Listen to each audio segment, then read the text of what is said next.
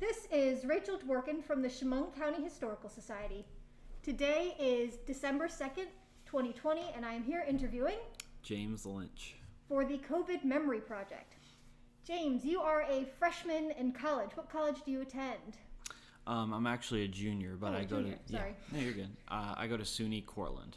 Okay, so how has COVID changed the college experience?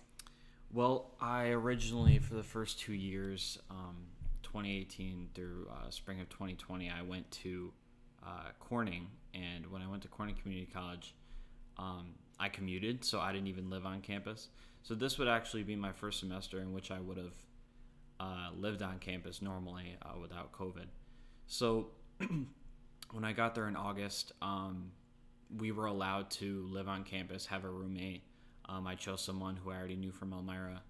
And so my friend and my girlfriend, we both went there and lived on campus. And slowly they would take back kind of, there would just be more rules added on for social distancing. So, things like, okay, well, we're closing the food court at 8 p.m. opposed to 10. You can't leave campus. Just weird rules that kind of made sense in terms of social distancing, but the whole lifestyle in general just started to get kind of weird. As I said, I've never lived anywhere else other than home, so this would have been my first on-campus experience living on campus. But so that's kind of how it was. Okay, can you tell us what kind of restrictions they had in place and how that impacted your learning?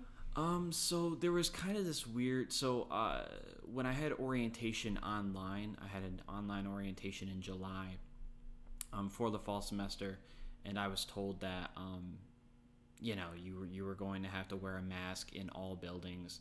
I heard that my temperature was going to have to be taken, but that didn't really end up being the case. But there was this weird unwritten rule in which, and I say unwritten because I was never formally told this, I don't think on paper, but definitely not in person. Everyone wore their masks even outside, and depending on how you feel about that, nonetheless, that's what everyone did. So I had a mask on almost 24/7 unless I was in my room. So as far as the other written rules, so you had to have mandatory pool testing, which I believe I had 4. I had 3 that I was just randomly picked, and then to leave campus early, there was a deadline that was November 25th, but to leave even earlier than that, you had to take another test, and within 2 days of that, of receiving the information that you tested negative, you'd have to leave within 48 hours of receiving that email. But any other rules, just the ones I said, like they slowly started cutting hours of things you could do. Eventually, by I want to say early November, you couldn't leave campus at all unless you were going through that whole process with the testing. But I think I don't think I mentioned. I want to say in earlier mid-October, so when I was about a month and a half in.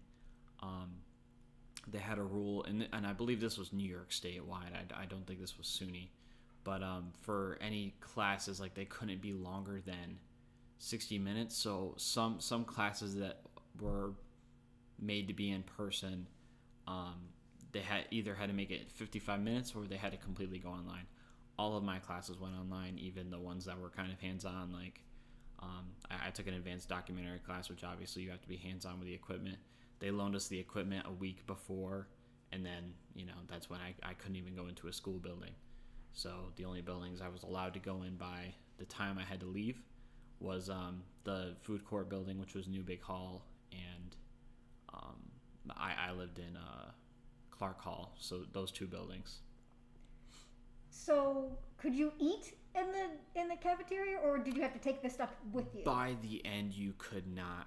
They gave us, we used so they were kind of eco-friendly, so they had these reusable, how there are styrofoam things where you take something to go. They had that, but it was green and plastic, and you would bring it back every time you came back. You had a little coin if you weren't going to bring it back. It was kind of a weird system, but by that point, we just had to use the recycling things, and you couldn't eat inside. You took it to your dorm, brought your placemat, whatever you want to call it, not placemat, but food box back. So, was there any social life on campus, really? I wouldn't say by following the rules. I so you obviously could be in your suite with your suite mates. So I lived with a couple guys, and I had one roommate. But otherwise, people would get in a car and go to Chick-fil-A, which is only half an hour away up to Syracuse. But not by following the rules, really. Not really. Okay. So you're home now, Mm-hmm. and you followed that procedure to come home. Yes. What did you do for Thanksgiving? I ate with my family and my girlfriend, who had also come back doing the same process, and also lives in Elmira. So just my family and her. Okay. How else would you say COVID has impacted your life? Well, so I took a trip to Maine, which was in the summer, which was one of the states that you didn't have to self-quarantine when you got back to New York for 2 weeks. And that was just as a birthday gift for my girlfriend. So we just went there, and, everything was kind of weird because though I had never been to Maine or really went out of state much,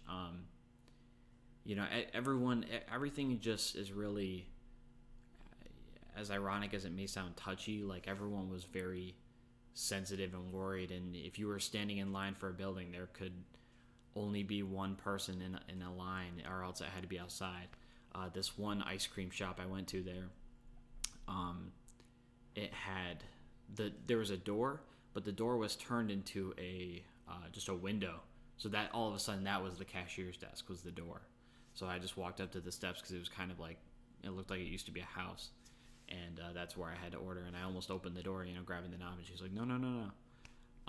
So just little things. Everyone else, you go to the grocery store, and personally, I have like this dust allergy, and I'm allergic to dust mites and dogs, and for whatever reason, I'm just talking just because I don't really know about it, but when I breathe in more heat, I'm not gonna say it's carbon dioxide, but just hot air, it makes it 10 times worse.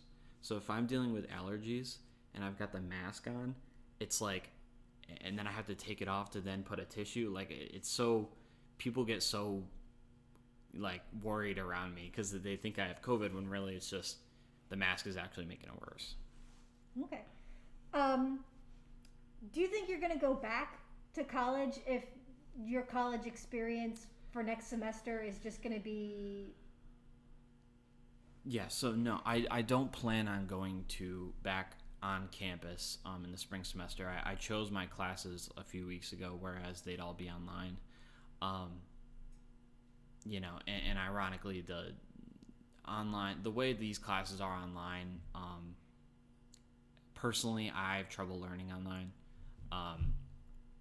Especially when you're just waking up, when you're just tied to that one room too. In one building, I couldn't go anywhere else, couldn't go to Walmart, stuff like that. So, I wasn't really a fan of it. But, sorry, what was your question? Are you going to go back to campus? Yeah, no. So I just chose not to, just because the way things are right now, it would just be the same exact way it was in November. So I'm waiting to see if I can go back during the fall. So since you're choosing not to go back to campus, are they going to be refunding your room and board aspect of your tuition? I'm waiting on a call back, because I did have that question, and I called and no one answered. The registrar's office, I believe. So, yeah. Okay. Do you have anything else to add about your COVID experience? No. Was I confusing at any point, or I just know I ramble a little bit? No. Yeah. Then yeah. That's pretty much it. Okay. Well, thank you for talking with me. No problem.